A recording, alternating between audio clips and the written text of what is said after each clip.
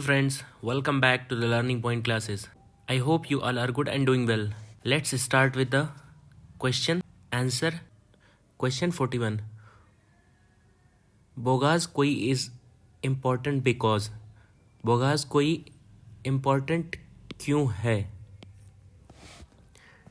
It was an important trading center between Central Asia and Tibet. Inscriptions were found which mention the name of Vedic god and goddesses. Original text of Vedas were composed here. None of the above. इसका answer क्या होगा? B. Bogus कोई inscription Asia Minor, Turkey is important because there is mention of 4 Vedic gods, namely Indra, Varuna, Mitra, नास्त्यास. देखिए ये जो bogus कोई inscription है ये टर्की में पाया गया था और इसमें वैदिक गॉड्स के नाम मेंशंस हैं जैसे कि Indra, Varuna, Mitra and Nasatyas. Next question करते हैं. Which of the following inscriptions tells about the Aryans movement of Aryan from Iran to India. इनमें से किस इंस्क्रिप्शन से हमें ये पता चलता है कि जो आर्यन थे वो ईरान से इंडिया आए थे? मानसेहरा, शहबाजगढ़ी, बोगास कोई, जूनागढ़. इसका आंसर क्या होगा? सी, बोगास कोई. अगला क्वेश्चन देखते हैं. An inscription of 14th century BC which describes Vedic god has been found in. किस इंस्क्रिप्शन में जो कि 14th सेंचुरी का है उसमें वैदिक गॉड के बारे में पता चलता है? अभी हम लोगों ने पीछे पढ़ा बोगास कोई. बोगास कोई inscription which mentions 4 Vedic god namely Indra, Varuna, Mitra and Nastyas is the 14th century BC inscription. It is important in Indian history because inscription of 14th century BC was discovered here. अगला question देखते हैं. Who among the following wrote the original homeland of Aryans? Shankaracharya, Annie Besant, Vivekananda, Bal Gangadhar Tilak. Answer क्या होगा? D यानी कि बाल गंगाधर तिलक.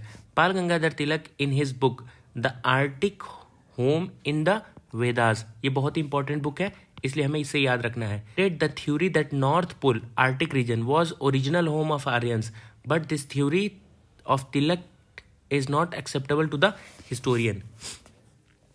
बाल गंगाधर तिलक ने एक किताब लिखी जिसका नाम था Arctic home in the Vedas.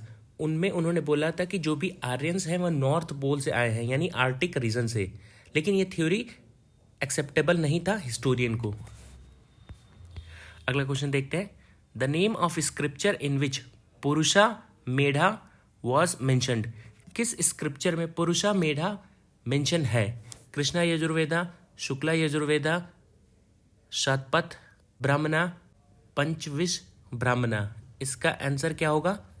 More than 1. Purushamedha has been mentioned in Shatapatha Brahmana of Shukla Yajurveda and Taittiriya Brahmana of Krishna Yajurveda, Krishna and Shukla Yajurveda. ठीक है, तो इसका आंसर क्या होगा? More than 1. अगला क्वेश्चन देखते हैं. The priest associated with king Videha Madhava referred in Shatapatha Brahmana was. इनमें से कौन सा किंग है जो कि विदेहा से रिलेटेड है? ऋषि भारद्वाज, ऋषि वशिष्ठा, ऋषि विश्वामित्रा, ऋषि गौतमा, राहुगाना. इसका आंसर क्या होगा? D. It is believe that Saraswati was seen of activities of famous वैदिक ट्राइब द भारता, द पुरुष एंड द कुरुस. शतापथा ब्राह्मणा narrates the story of King Videha Madhva, a king of Videha, accompanied by his priest Rishi Gautama Rahugana, carrying the sacred fire to east, preserving thereby the tradition of Kosala and Videha received from their culture. In the post-Vedic period, which was considered as axis of Aryan culture? पोस्ट-वैदिक period में किसको axis of Aryan culture माना जाता है? अंगा and Magadha, कोसाल and विदेहा, कुरु and Panchal, Matsya and सौरसेना. इसका answer क्या होगा? कुरु and Panchal. In पोस्ट-वैदिक period this region of Kuru Panchal was considered as the axis of Aryan culture because here great achievement happened in science, mathematics, astronomy, religion and philosophy. क्यों इसको axis माना गया है? क्योंकि यहाँ पे बहुत ज़्यादा अचीवमेंट्स देखने को मिला है, जैसे कि साइंस के क्षेत्र में, मैथमेटिक्स, एस्ट्रोनॉमी, रिलीजन और फिलोसफी। अगला क्वेश्चन देखते हैं। द वर्ड गोत्रा occurs for the first time in Rigveda. इसका आंसर होगा एज द ऋग्वेदिक टर्म गोत्रा सिंपली मीन्स काउ शेल्टर और हर्ड ऑफ काउ। जो गोत्रा टर्म है उसका सिंपल मीनिंग यही होता है कि काऊ का शेल्टर यानी गाय जहाँ पे रखे जाते हैं या फिर जहाँ पे झुंड में गाय होते हैं। The specific meaning family, lineage, किन। लेकिन जो स्पेसिफिक और इसका मीनिंग देखा जाए तो ये फैमिली और लीनियज से रिलेटेड होते हैं। As it were herds with in an enclosure is relatively more recent, first recorded around post Vedic period. अगला क्वेश्चन देखते हैं। The religion of early Vedic Aryans was primarily of. जो रिलीजन था अर्ली वैदिक पीरियड का वो प्राइमरीली क्या था? Bhakti, image worship and yajnas, worship of nature and yajnas, worship of nature and bhakti. इसका आंसर क्या होगा? सी, यानी कि worship of nature and yajnas. The religion of early Vedic Aryan was mainly related to worship of nature and performing yajnas. The Aryans in the early Vedic period describe life as manifestation of nature. जो early Vedic period के लोग थे उन्होंने बोला कि जो जीवन है वो एक मैनिफेस्टेशन है प्रकृति का। Worship of different forces of nature formed a part of their religious belief. वो नेचर की पूजा करते थे, इसलिए उनका रिलीजियस बिलीफ भी उन्हीं से जुड़ा हुआ था। They believe that some divine power works behind the object of nature such as fire, water, wind. उनका ये मानना था कि जो भी डिवाइन पावर है वो कहीं ना कहीं प्रकृति के ऑब्जेक्ट से रिलेटेड है, जैसे आग, पानी, हवा इत्यादि। अगला क्वेश्चन देखते हैं। In the Rigvedic period people believe mainly in. Rigvedic period में पीपल किस चीज पे ज्यादा भरोसा करते थे? Idol worship, one god belief, goddess worship, sacrifice and ritual. इसका आंसर क्या होगा? डी, यानी कि सेक्रीफाइसेस एंड रिचुअल्स। सेक्रीफाइस और यजना was the central feature of Rig-Vedic religion. Domestic sacrifice was general rule. Community sacrifice offered by king were grand festival. It was believed that gods were pleased by yajnas और sacrifice. देखिए, जो भी domestic sacrifices होते थे वो बहुत ही confined होते थे, घरों में हुआ करते थे। लेकिन जो कम्युनिटी लेवल के सेक्रीफाइसेस होते थे वो राजा के द्वारा किए जाते थे और एक बड़े पर्व की तरह मनाया जाता था। और ये माना जाता था कि जो भी भगवान है वो यजनाज और सेक्रीफाइस, बलिदान से खुश होते हैं।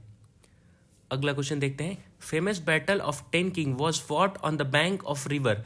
जो 10 राजाओं की लड़ाई थी वो किस रिवर के पास में लड़ी गई थी? आंसर क्या होगा? Parushni. There is an ancient story mentioned in the Rigveda called और वॉर ऑफ 10 किंग। ऋग्वेदिक में एक स्टोरी बहुत ही फेमस है, वॉर ऑफ 10 किंग, 10 राजाओं की लड़ाई।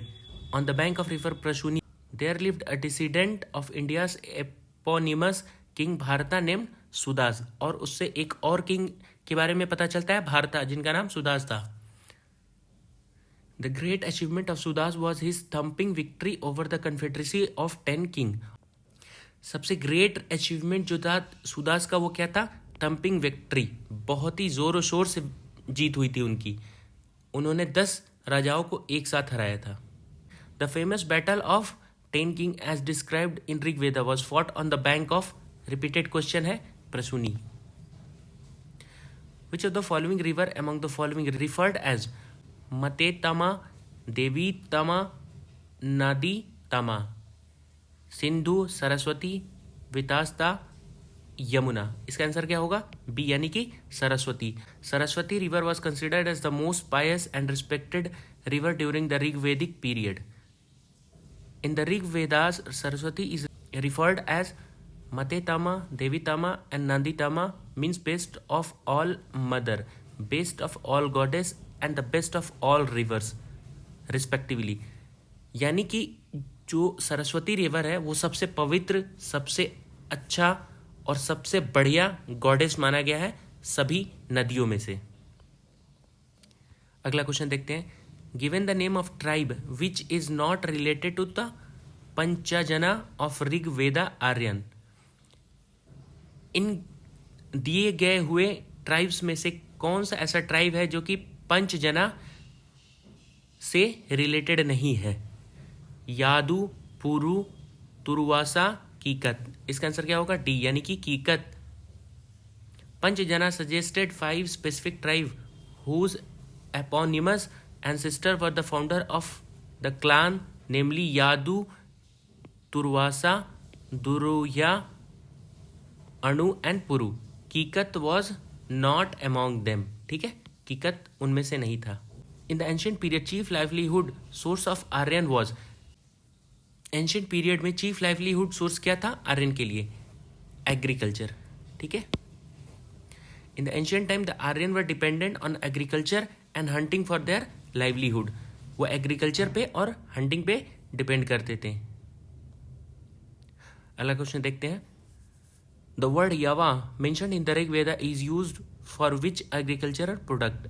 जो वर्ड यावा है ऋग वेदा में यूज किया गया है वो किस एग्रीकल्चरल प्रोडक्ट के लिए यूज किया गया है? बार्ली, ग्राम, राइस, वीट. इसका आंसर क्या होगा? बार्ली. द वर्ड यावा mentioned in Rig Veda is use for food grains barley. Hence option A is the correct answer. Match the column करना है हमें यहाँ पे. व्रीही. व्रीही किसको कहते थे एंशियंट टाइम पे? राइस को. मुदका किस चीज को कहते थे? मूंग, बीन्स को. Yava is for millet and ikshu is for sugar cane. तो आंसर क्या होगा? D. The correctly matched list is as follows. Vrihi for rice, mudga is for moong bean, yava is for millet, ikshu is for sugar cane. The Rigvedic Pani belong to which class of citizen. जो ऋग्वेदा में word पानी था वो किस class of citizens को कहा जाता था? प्रीस्ट को, iron Smith, gold Smith, traders. इसका आंसर क्या होगा? ट्रेडर्स को कहा जाता था पानी. अगला क्वेश्चन देखते हैं. The system of governance prevalent in the Vedic era was. जो सिस्टम ऑफ गवर्नेंस था वैदिक एरा में वो कौन सा था? Autocratic, democratic, republic, descendant monarchy. इसका आंसर क्या होगा? Descendant monarchy. The most popular and prevalent system of governance during the Vedic era was descendant monarchy. Although some examples of election by the people were also found, but the general interest of the public was toward monarchy. मतलब ऐसा नहीं था कि सिर्फ यही था. Monarchy जो था वो डिसेंडेंट था. इलेक्शन भी होते थे लेकिन वो बहुत कम होते थे. अगला क्वेश्चन देखते हैं. सभा ऑफ वैदिक एरा. जो सभा था वैदिक एरा के टाइम पे वो क्या था? Was an institution of mercantile people of the village. क्या ये एक इंस्टीट्यूशन था जहाँ पे बिजनेस टाइप के लोग रहा करते थे गांव के? Was a royal court. क्या एक कोर्ट था? Was a council of ministers. National assembly of all the people of state. क्या ये एक नेशनल असेंबली था सभी लोगों के लिए? आंसर क्या होगा इसका?